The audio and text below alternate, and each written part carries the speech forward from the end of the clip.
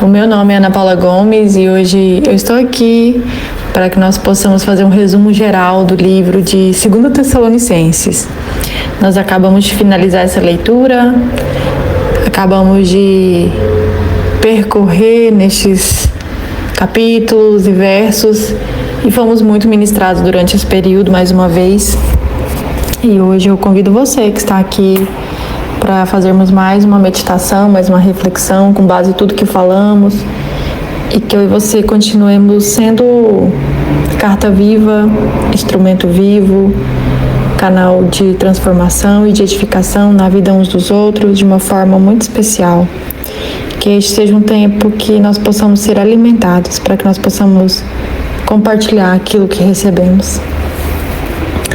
Então, o que vimos em 2 Tessalonicenses? Vimos um livro escrito por Paulo que direcionou para a igreja da Tessalônica. E essa igreja, ela continuava firme na fé naquela época. Mas nós vimos que eles enfrentavam grandes desafios, perseguição, confusão. Nós lemos que alguns cristãos estavam sofrendo por causa do Evangelho, enquanto outros acreditavam que o dia do Senhor já havia chegado. E o resultado era medo, era ansiedade. Algumas pessoas elas haviam deixado de viver suas responsabilidades diárias. E essa é uma carta muito atual, porque ali no capítulo 1, por exemplo, nós vimos que sofrer não significa que Deus nos abandonou. Paulo, ele começou esse capítulo elogiando a igreja. E eu creio que ele fez isso não porque a igreja daquela época tinha uma vida fácil, mas justamente porque em meio às dificuldades, aquela igreja continuava crescendo em fé e em amor. E nós precisamos olhar para essa perspectiva de que muitas vezes nós associamos a presença de Deus à ausência de problemas. E isso é uma ilusão. Às vezes a gente tem a ilusão de achar que se tudo vai bem, Deus está conosco. Se surgem lutas, se nós pensamos de repente que estamos vivendo desafios, e na verdade estamos vivendo na prática, a ideia é de que Ele nos esqueceu. Mas Paulo nos trouxe um ensinamento completamente contrário desse. Que a dificuldade daquela época não era a prova do abandono de Deus, eram oportunidades para revelar a maturidade daquela igreja. E aquela igreja, ela continuava amando, ela continuava acreditando, permanecendo. E Paulo nos lembrou que Deus é justo. Que nem toda injustiça vai ser resolvida hoje. Nem toda lágrima será enxugada imediatamente.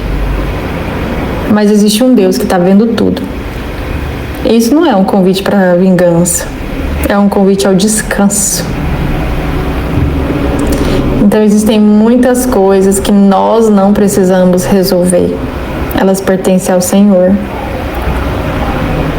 E olhando para essa geração, nós vivemos uma geração que anseia por respostas rápidas. Quando algo está demorando demais, facilmente nós estamos achando que Deus está em silêncio. Mas eu te pergunto, será que de fato o silêncio de Deus é ausência? Será que de repente não é maturação? Será que o Senhor, em alguns momentos, Ele não está formando pessoas capazes de permanecer quando as circunstâncias não mudam? Nós precisamos refletir sobre isso. E continuando aqui, refletindo sobre o que vimos, ali no capítulo 2, nós temos que analisar que aquela igreja estava apavorada. Porque naquela época alguém havia espalhado a notícia de que Jesus já havia voltado. Você consegue imaginar o desespero? Imagina hoje, eu e você aqui, de repente alguém começa a espalhar uma notícia que Jesus voltou. Então Paulo pediu calma. E ele ensinou que Deus não trabalha na confusão. Antes de Jesus retornar, alguns acontecimentos ainda precisariam acontecer. Então, que eu e você possamos entender que o foco não é criar um calendário profético, o foco é produzir discernimento, mulheres. Muitas de nós vivemos fascinadas pelos detalhes dos fins do tempo,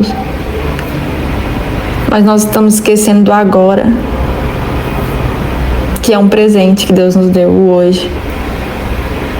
E Paulo nos trouxe algumas reflexões. Ele não alimentou curiosidade, ele alimentou maturidade. Ele nos trouxe uma afirmação: permaneçam firmes. Nós precisamos entender que ser firme, permanecer firme é uma virtude. Nós não precisamos saber muitos versículos, ainda que seja importantíssimo nós estarmos com a palavra realmente enraizada no nosso coração a ponto de falarmos o tempo todo sobre ela. Mas nós precisamos permanecer, porque não adianta nada nós sabermos os versículos de cor e salteado e não permanecermos naquele que tudo pode, mesmo que todas as circunstâncias ao nosso redor sejam desfavoráveis. Nós estamos sendo bombardeados, minhas amadas, constantemente, por vídeos, profecias, teorias, opiniões, mensagens que despertam medo. E Paulo, ele nos lembrou que nem toda voz merece espaço dentro do nosso coração. Que eu e você possamos aprender a filtrar, porque nós precisamos de fato de discernimento espiritual, e que nós possamos aprender a pedir isso para o Espírito Santo. Se nós realmente conhecermos a verdade, nós não seremos levadas facilmente pelo engano, minhas amadas. E finalizando aqui essa reflexão no capítulo 3, nós podemos relembrar que algumas pessoas entenderam a esperança da volta de Cristo. Foi um entendimento equivocado. Por quê? Porque elas pararam de trabalhar, elas viviam às custas dos outros, elas criavam desordem. E Paulo, ele é muito firme o tempo todo. E ele afirmou ali, ele alegou: quem pode trabalhar deve trabalhar. Esperar Jesus nunca foi desculpa para você abandonar suas responsabilidades. Essa espera, ela nos transforma. Ela transforma o nosso cotidiano, ela transforma a forma como nós encaramos o trabalho, a família, os compromissos, a disciplina. Tudo isso faz parte de um olhar de entendimento e discernimento no Senhor. Paulo, ele fez um pedido no capítulo 3, que os irmãos não desistissem de fazer o bem.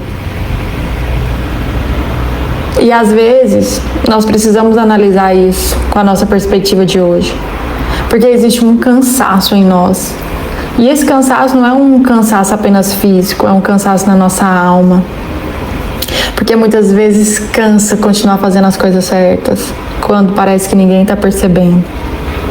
Então Paulo, ele encorajou aquela igreja a continuar, mesmo quando não tinham aplausos, reconhecimento e nem resultados. E se nós formos olhar para essa geração, essa é uma geração que valoriza muito aquilo que está nos holofotes. Mas eu quero te lembrar, minha irmã, que Deus, ele vai trabalhar nas pequenas fidelidades. Sabe aquela mãe que está trocando fralda, que está lavando a louça, que está cuidando da sua casa com amor? Sabe aquele pai que está trabalhando, que está cooperando com a sua esposa, que senta para brincar com seus filhos, que ensina, que se dedica, que renuncia? Sabe quando você decide ser honesta? Sabe quando você decide continuar servindo? Sabe quando você decide perdoar? Porque você nunca vai sentir desejo de perdoar, você vai precisar decidir perdoar. Sabe quando você continua orando? Sabe quando você decide permanecer constante? Então, eu quero te dizer que Deus trabalha nessas pequenas fidelidades. Então, se eu pudesse parar para analisar e tirar algumas impressões de tudo que lemos nessa carta de 2 Tessalonicenses, eu diria que a fé verdadeira ela não é ausência de sofrimento. Nós precisamos entender que permanecer é algo que vai nos levar para o alvo, que é Cristo, mas que terão muitas circunstâncias difíceis que nós precisaremos ter que aprender a lidar. Deus, ele sempre vai ser justo, mesmo quando nós não vermos a sua justiça de forma plena. Então, que eu e você possamos perseverar nessa esperança que vem dele, na volta de Cristo Jesus. Que essa esperança produza responsabilidade em nós. Que nós possamos trabalhar de forma disciplinada e perseverante. Porque isso também é uma forma de adoração, minha amada. Que eu e você possamos ter esse coração que anseia em continuar fazendo o bem.